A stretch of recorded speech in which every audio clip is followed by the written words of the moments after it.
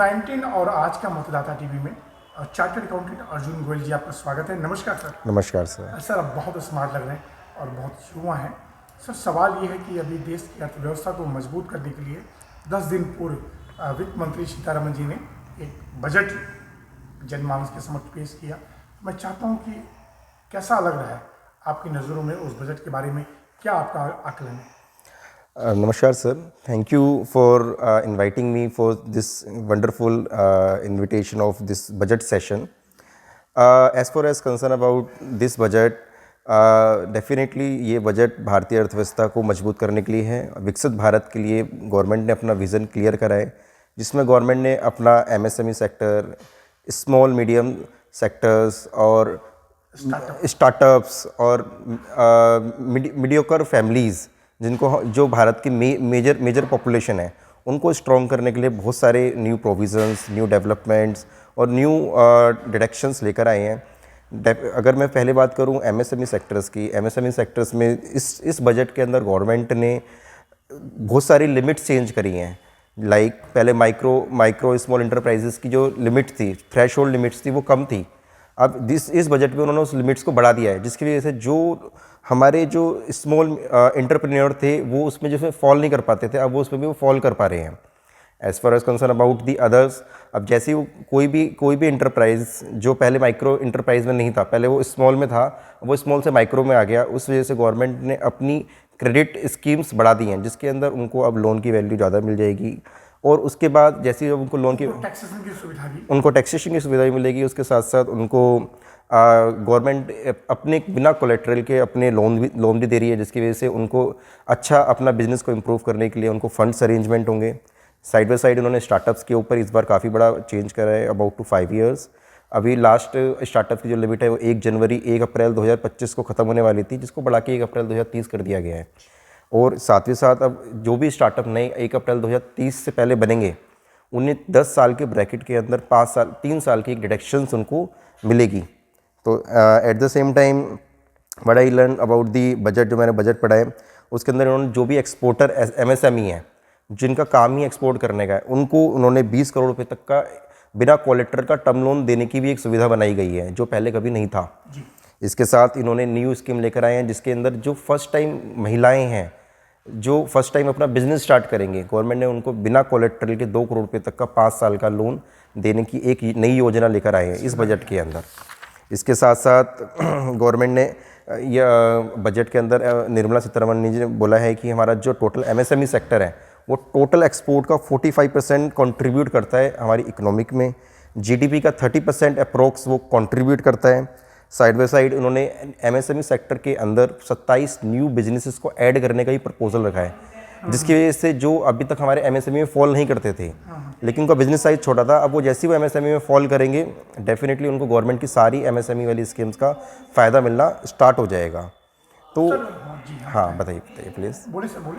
Right, तो इसके यही एक जो मेजर मेरे को लगा कि गवर्नमेंट ने जो अपना विकसित भारत के अंतर्गत MSME सेक्टर्स को जितना स्ट्रॉन्ग करेंगे, उतना ही हमारे भारत की अर्थव्यवस्था स्ट्रॉन्ग होगी, उतना ही हमारा एम्प्लॉयमेंट जनरेट होगा।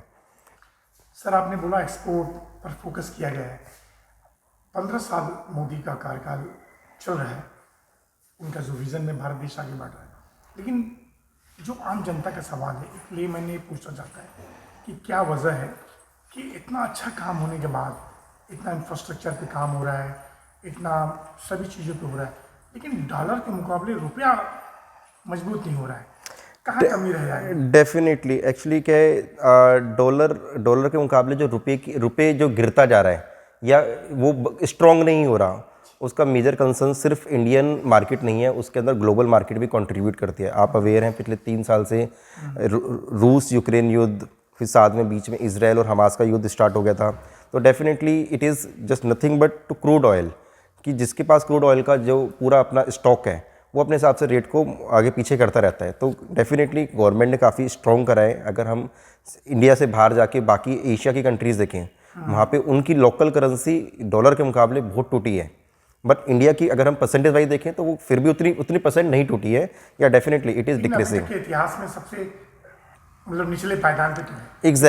एग्जैक्टली वो चल रहा है, ठीक है, गवर्नमेंट उस पर काम कर रही है, लेकिन ठीक है, लेकिन अगर हम बाकी पूरे वर्ल्ड को देखें, क्योंकि we should not look at the India perspective, हमें पूरे देश पूरे वर्ल्ड को देखना पड़ेगा।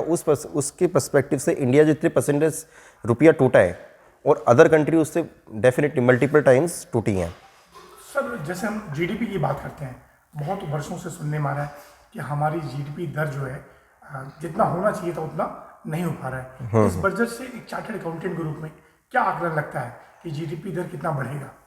देखो, गवर्नमेंट ने अपना इकोनॉमिक सर्वे रखा है, जिसके अंतर्गत गवर्नमेंट ने बोला है कि हमारा कुछ प्रतिशत पिछले साल के मुकाबले बढ़ेगा, लेकिन वो उसमें बहुत ज़्यादा इंप्रूवमेंट नज़र नहीं आ रही है इमीडिएट 1 ईयर में। बट गवर्नमेंट का जो विज़न है अपनी 5 ट्रिलियन इकोनॉमी को बनाने का अगले 5 साल के विज़न में, तो मेरे को पूरा विश्वास है गवर्नमेंट जिस हिसाब से काम कर रही है, जितने भी हमारे मैन्युफैक्चरिंग सेक्टर, सर्विस सेक्टर और जितने भी हमारे इंफ्रास्ट्रक्चर डेवलपमेंट हो रहे हैं, तो डेफिनेटली वो जीडीपी को ज़रूर कंट्रीब्यूट करेगा। और ये बजट जब जैसे ही इफेक्टिव होगा और जैसे जब लोगों को उसका फ़ायदा मिलने लगेगा, तो मेरे को पूरा विश्वास है अगले 5 साल के अंदर जीडीपी हमारी बन सकती है। यस वो बन सकती है। सर एक सवाल मेरा और भी था कि किसी भी तरह करके जो भी देश की अर्थव्यवस्था में मध्यम वर्ग को अभी तक बहुत ज़्यादा राहत नहीं दिया जाता, लेकिन इस बार बहुत 12 लाख तक का जो टैक्सेशन है वो निःशुल्क किया गया है। कोई भी टैक्स नहीं देना होगा। थोड़ा सा बारीकी समझाएंगे? अगर हम इस वाले लोगों को ध्यान से देखें, अभी तक क्या था कि हमारे यहाँ अभी पिछले 2 साल से 3 साल से हमारे देश में 2 टैक्स की न्यू रिजीम चल रही हैं, एक ओल्ड टैक्स रिजीम, एक न्यू टैक्स रिजीम। तो अगर हम दोनों को अगर साइमल्टेनियस आपस में सामने रखेंगे तो उनमें अंतर तो था, लेकिन इतना ज़्यादा नहीं था। तो लोग अभी भी ओल्ड टैक्स रिजीम को फॉलो कर रहे थे। बट इस बजट में जिनकी सालाना इनकम 12 लाख रुपए तक है, तो उनको कोई भी टैक्स नहीं देना पड़ेगा, जो बहुत बड़ा बेनिफिट है, जो टोटल जितने भी हमारे टैक्स पेयर्स हैं उसका अबाउट टू 80% कंट्रीब्यूट कर रहे हैं। तो उसका सीधा सीधा बेनिफिट सारे इंडिविजुअल्स को होगा, जो भी सैलरी नौकरी पेशा हैं या अपना बिजनेस कर रहे हैं, जिनकी सालाना इनकम 12 लाख रुपए तक है, वो उनको डायरेक्टली उनके पास फंड्स का कैश फ्लो बढ़ेगा। तो वो इनडायरेक्ट वे में या तो इन्वेस्टमेंट करेंगे, या परचेज करेंगे, या कुछ भी करेंगे, लेकिन उनके पास फंड फ्लो बढ़ेगा। क्योंकि वित्त मंत्री ने कहा था कि इस डिसीजन से 1 लाख करोड़ का नुकसान होना है। डेफिनेटली इनडायरेक्ट वे में कोई अर्थव्यवस्था में कोई दिक्कत नहीं आएगी। डेफिनेटली गवर्नमेंट ने साथ ही साथ अपने बाकी जैसी, ऑल्दो मेरा गवर्नमेंट का टैक्स कलेक्शन कम हो जाएगा, लेकिन टैक्स कलेक्शन के साथ गवर्नमेंट को इनडायरेक्ट वे में जैसे लोग अपनी परचेजिंग पावर बढ़ाएंगे जीएसटी के रूप में, क्योंकि जीएसटी हमारे हर आइटम पे जीएसटी लग रहा है, तो इनडायरेक्ट वे में जीएसटी के रूप में उनको पैसा मिल जाएगा। सर ये जो बजट था, जो दिल्ली चुनाव हुआ, दिल्ली चुनाव जीत बीजेपी की, क्या इस बजट से भी कुछ थोड़ा बहुत? बिल्कुल प्रभावित हुआ है। वैसे तो हम उत्तर प्रदेश से बिलोंग करते हैं, लेकिन दिल्ली बिल्कुल हमसे सटा हुआ है। तो आप दिल्ली में जॉब भी करते हैं? एग्जैक्टली मैं दिल्ली में जॉब करता हूं। जो दिल्ली के लोकल लोग हैं, जो मेरे स्टाफ हैं, जो मेरे ऑफिस के स्टाफ्स हैं या मेरे कोलीग्स हैं जो दिल्ली में रहते हैं, जिनकी सालाना इनकम 12 लाख रुपए, तो वो जो अदर पार्टीज़ को वोट दे रहे होंगे, उन सब ने कॉन्ट्रीब्यूट होकर कलेक्टिवली बीजेपी को वोट करा, इसी पर्पज़ से कि भाई हमारा टैक्स एग्जेम्प्ट कर दिया। क्योंकि गवर्नमेंट ने पिछले 10 सालों से मध्यम वर्ग की तरफ इतनी सुध नहीं ली थी जितनी उनको लेनी चाहिए थी, तो जिसका सीधा सीधा बेनिफिट सरकार को दिल्ली चुनाव में हुआ है। सर सरकार की बात चल रही है, तो अभी सुप्रीम कोर्ट ने एक बहुत बड़ा बयान दिया है कि किसी भी सरकार को इस तरह की जो फ्री की सिस्टम है उसे बचना चाहिए। व्यवस्था खराब हो जाएगी भविष्य में। आपका क्या राय है? डेफिनेटली टैक्स से पैसा इनडायरेक्ट वे में जा रहा है। डेफिनेटली मेरा भी बिल्कुल इसमें सेम है कि फ्री 20 रुपये ना बांटकर जिनको नीडी हैं उनको जाना चाहिए, क्योंकि मैंने बहुत ऐसे केसेस, बिल्कुल तो मैंने ऐसे बहुत केस देखे हैं जो नीडी नहीं है, उनको भी उस स्कीम का फ़ायदा मिल रहा है। तो गवर्नमेंट को चाहिए कि जो एक्चुअल में नीडी हैं उनको फ्री 20 की जगह उनके कल्याण के रूप में उनको पैसे को कंट्रीब्यूट करना चाहिए, चाहे वो डायरेक्ट कैश बेनिफिट हो या अदर किसी मोड में हो, सीधे उनको इस स्कीम से निकाल। एग्जैक्टली उनको देना, उनको रोजगार दें। डेफिनेटली उनको फ्री की आदत ना डाल के उनको पैसे कमाने की आदत डलनी चाहिए। वही मैंने आपको स्टार्टिंग में हमने स्टार्ट करा था कि जो बजट में एमएसएमई चेंज हुआ है, क्योंकि एमएसएमई चेंज हुआ और स्टार्टअप्स के लिए गवर्नमेंट जो लेकर आई है, तो डेफिनेटली उससे एम्प्लॉयमेंट बढ़ेगा ही बढ़ेगा। आज हमें वो आज नहीं दिखेगा, लेकिन हमें वो अगले 2 साल 3 साल में उसका बेनिफिट नज़र आना स्टार्ट हो जाएगा। अर्जुन जी 2 सवाल बस और, जो इनकम टैक्स पेयर की संख्या जितने भी वर्ष देखा जाए बढ़ नहीं रही है। क्या इस बार बजट में इनकम टैक्स पेयर की संख्या बढ़ेगी? बिल्कुल बढ़ेगी, not only because of the budget, because of artificial intelligence tool, वो इस बार बढ़ने वाली है। इस बार इवन दो मेरे टैक्स पेयर, मेरी ITR कम होंगी, लेकिन मेरा टैक्स का कलेक्शन बढ़ने वाला है। आपने अगर सुना हो, रिसेंटली गवर्नमेंट ने एक आर्टिफिशियल इंटेलिजेंस टूल के थ्रू गवर्नमेंट ने जितने भी टैक्स पेयर जो इनकरेक्ट डिडक्शंस ले रहे थे, अबाउट टू 1 लाख पीपल्स हैं जो इनकरेक्ट टैक्स डिडक्शन ले रहे थे, उन लोगों के ऊपर गवर्नमेंट ने AI टूल के थ्रू एक इन्वेस्टिगेशन रखी हुई है। सबको मास मेल, मास मैसेजेस सर्कुलेट हुए हैं, जिसके अंदर उनको वार्निंग दी गई है कि अगर आपने इनकरेक्ट डिडक्शन या क्लेम लिए हैं, just put up and revise your return, otherwise government AI tool के थ्रू ही उनको डिमांड करेगा। आप बिलीव नहीं करेंगे, मेरे पास अबाउट 50 क्लाइंट्स मेरे पास आए हुए रिटर्न रिवाइज कराने के लिए, and they people collectively offer about to 70 lakh rupees tax pay करा रहा हूँ मैं। उन लोगों ने पास्ट में 4 सालों में इनकरेक्ट डिडक्शंस ली हुई हैं मेरे, तो 70 पे कर रहे हैं 70 लाख रुपए, जो गवर्नमेंट को भी मिलना ही नहीं था।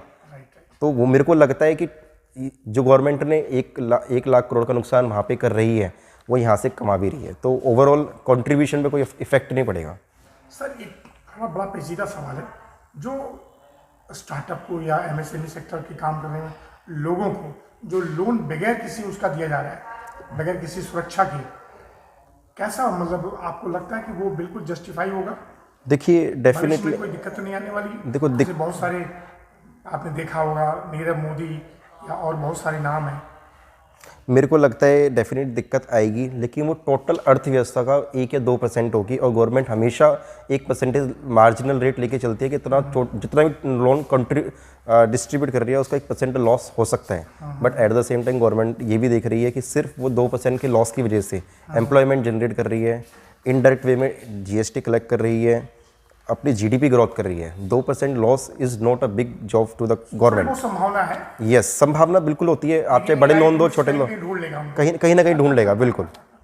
अर्जुन जी एक बहुत बड़ा सवाल, क्योंकि महाराष्ट्र में भी हुआ, बस 5 मिनट आप आपका हो लेंगे, जो महाराष्ट्र में हुआ, जो बैंक बंद हो गया, हाँ रिसेंटली, यस यस सडनली, तो RBI के जो बाई लॉज हैं उसको एक बार और सोचना विचारना चाहिए। डेफिनेटली विचारना चाहिए। मैं तो ये कहूँगा, मतलब इसमें मेरी पर्सनल राय है ये कि जितने भी बैंक के कस्टमर्स हैं, मतलब जो हम जैसे लोग हैं जो इतने कोऑपरेटिव बैंक में पैसा डिपॉजिट कर रहे हैं, उनको रीथिंक करना चाहिए और अपना पैसा उतना ही रखें कि जितना वो लॉस सहन कर सकते हैं। क्योंकि अगर आप पिछले 15 साल की अगर आप हिस्ट्री उठा के देखेंगे, जितने यस बैंक के अलावा जितने बैंक डूबे हैं सारे कोऑपरेटिव बैंक ही डूबे हैं। लोगों के लाखों करोड़ों रुपए, यस बैंक डूबा था लेकिन उसको सपोर्ट कराया गवर्नमेंट ने SBI के थ्रू, लेकिन स्टार्टिंग में तो एक वैक्यूम क्रिएट हो गया था कि लोगों का पैसा मिलेगा या नहीं मिलेगा। लेकिन अगर आप देखोगे पिछले 15 सालों में कोऑपरेटिव बैंक से सारे डूबे हैं। गवर्नमेंट को चाहिए कि उसका मतलब अलग मॉनिटरिंग हो कोऑपरेटिव बैंक की, ध्यान से उसके ऊपर उनके ऑडिट्स, उनके खातों की जांच, वो पैसे वो जो पब्लिक से पैसा इकट्ठा करके आगे किसको दे रहे हैं उसकी अच्छी मॉनिटरिंग होनी चाहिए, जो मुझे लगता है अभी उस लेवल पे नहीं हो पा रही है जिस लेवल पे अदर बिग प्राइवेट बैंक और सरकारी बैंकों का हो रहा है। नहीं तो भविष्य में और इस तरह की हो सकती है, बिल्कुल हो सकती है। अगर आप देखेंगे कोऑपरेटिव बैंक्स का जो फंड सर्कुलेशन है, वो पैसा हम जैसे लोगों से अच्छे ब्याज दर पे उठाकर हायर रेट पे अनसिक्योर्ड लोगों को देते हैं, जहाँ से अगर डिफ़ॉल्ट हो गया तो पैसा रिटर्न नहीं होगा या उनकी एसेट का उस लेवल तक रियलाइजेशन नहीं होगा। सर उसी रूप में सुब्रत राय शाहरा का भी नाम, यस एग्जैक्टली, वो भी बिल्कुल पब्लिक का पैसा एग्जैक्टली समाप्त कर दिया। बिल्कुल सर 2 सवाल वापस। सर GST जो है देश की अर्थव्यवस्था को मजबूत करने के लिए बहुत बड़ी कड़ी है, उस कड़ी की आप लोग एक बहुत बड़े स्तंभ है, आपके द्वारा ही सरकार को पैसा जाता है। आपको लगता नहीं कि GST में जितने विवाद हैं, जितने पैसे पेंडिंग हैं ट्रिब्यूनल न बनने के कारण, तो वो पैसा अगर चलन में होगा तो शायद हमारी अर्थव्यवस्था में बढ़ोतरी होगी? बिल्कुल बनना चाहिए, बिल्कुल बनना चाहिए ट्रिब्यूनल, क्योंकि हमारे केस डिफरेंट कमिश्नर और इंस्पेक्टर लेवल पे आज भी पेंडिंग है। जो पहले सर्विस टैक्स और वैट के केस में थे वो सेम सिचुएशन आज भी है, but government is working on it because हमारा CA इंस्टीट्यूट रिप्रेजेंट ऑलरेडी 17 में आया था। एक्चुअली हुआ क्या है, अगर आप देखेंगे, अगर आप किसी भी टैक्स कंसल्टेंट से या डिस्कस करेंगे प्रोफेशनल से, GST आने के बाद वो हर बार रिवाइज हो रहा है बहुत फ्रिक्वेंटली। गवर्नमेंट ये भी एश्योर नहीं है कि एक्चुअल में चल क्या रहा है। जो मुझे लगता है कि जल्दी ही इस वाले संस्था का इस्टेब्लिशमेंट होने वाला है, और जितने भी ये पेंडिंग केसेस हैं वो सारे पेंडिंग केसेस, सर पैसा उनका हुआ है, मैं मान वही ली किसी ने 10 करोड़ रुपया जीएसटी में उसका पेंडिंग है, या तो ना इधर आ रहा है ना उधर आ रहा है। एग्जैक्टली तो उस पर काम चल रहा है। मुझे लगता है कि गवर्नमेंट जरूर 31 मार्च 26 से पहले इसको इंकॉर्पोरेट करेगी, क्योंकि मोदी 3.0 के अंदर विज़न ही यही है। जितने भी 10 साल के पेंडिंग काम हैं और आगे अर्थव्यवस्था को स्ट्रॉन्ग करने के लिए, फंड सर्कुलेशन इकोनॉमी में लेके आने के लिए, जहाँ पर भी गवर्नमेंट के एंड लैग है उसको वो पूरा करेंगे। सर लास्ट सवाल, मैं हर किसी से यही पूछता हूँ कि इतना कठिन और सम्मानीय चार्टर्ड अकाउंटेंट के प्रोफेशन में आपका सर क्यों आना हुआ, कहाँ से प्रेरणा मिली? प्रेरणा अगर मैं आपको बड़ा बोलूँ, कठिन काम है सर ये। देखिए एक्चुअली क्या है कि जब हम सीए कॉमर्स साइट पे 11th-12th में काम कर रहे थे, तो उस वक्त जब पढ़ाई करते थे तो हम समझते थे कि chartered accountant is the partner of the nation building. Actually उस समय हमारे ट्रू सर। उस वक्त प्रेसिडेंट हुआ करते थे डॉक्टर अब्दुल कलाम। तो मैंने कहीं पर टीवी में सुना था the partner of the nation building. तो वहाँ से मेरे को एक थोड़ी सी होप मिली। Then I have registered myself in the CA curriculum in 2006 only, when I was in the 11th class. I came. 19 year. Yes. In 2000, even though I was in the 11th class only.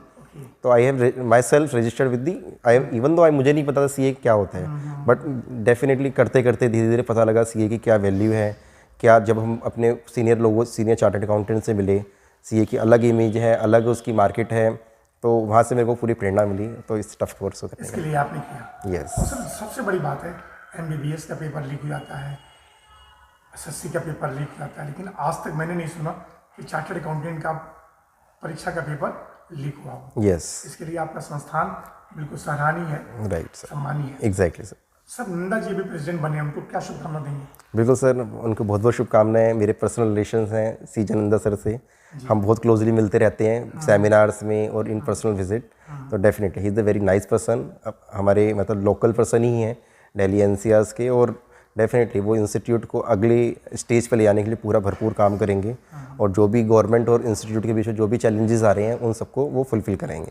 Arjun ji last सवाल, गाजियाबाद में जो chartered accountant की संस्था है, अभी उसकी चुनाव हुए हैं, तो उस कार्यकारिणी को कुछ शुभकामना या कुछ बोलना चाहेंगे? डेफिनेटली मेरा बहुत बहुत शुभकामनाएं हैं गाजियाबाद की मैनेजिंग कमेटी को। मुझे लगता है कि इस वाले सेशन के अंदर, क्योंकि अब से पहले 3 साल का सेशन होता था, अब से इस बार से 4 साल का सेशन हो गया है, तो मेरे को लगता है कि इस सेशंस के अंदर जितने भी इलेक्टेड मेंबर्स आए हैं वो स्टूडेंट्स और मेंबर्स के लिए बड़ा अच्छा काम करेंगे, जिसमें वो not only for the parties, वो एजुकेशनल पे बहुत स्ट्रांगली डील करेंगे, जिसमें मेंबर्स और स्टूडेंट्स की स्किल्स इंप्रूव हो सके। राइट। और जो इंस्टीट्यूशंस के सामने सर बहुत सारी सफाई की थोड़ा प्रॉब्लम है, वो भी अच्छी होनी चाहिए। बिल्कुल, वो मुझे पता है। ये न्यू ब्रांच अभी इंकॉर्पोरेट हुई थी 3 साल पहले ही। जी। तो बस ठीक है, लेकिन वो एक्चुअली वो क्या प्रॉपर्टी ऐसी सेलेक्टेड हुई, मुझे लगा कि वो प्रॉपर्टी की जो लैंड है वो कहीं और भी सिलेक्टेड हो सकती थी, क्योंकि उसके आसपास का वो एरिया क्लीन नहीं हो पाएगा, क्योंकि वो उनकी पर्सनल प्रॉपर्टी है जहाँ पे वो प्रॉपर्टी गंदी है। जी। तो मुझे लगता है कि अगर वो गवर्नमेंट को, नगर निगम को अच्छे से रिप्रेजेंट करेंगे तो उसमें आसपास की जगह साफ़ हो सकती है, जो गवर्नमेंट के प्रीव्यू में आती है। सर लास्ट सवाल, बजट काफ़ी अच्छा है, डरने की कोई जरूरत नहीं। यस, बिल्कुल भी बढ़ेगा, बिल्कुल बढ़ेगा, और MSME और स्टार्टअप को बहुत बड़ा मौका मिलेगा। बिल्कुल सर, बिल्कुल। चार्टर्ड अकाउंटेंट अर्जुन गोयल जी, आपका बहुत बहुत धन्यवाद। फिर किसी विषय पर बात करेंगे। नमस्कार सर। नमस्कार, थैंक यू।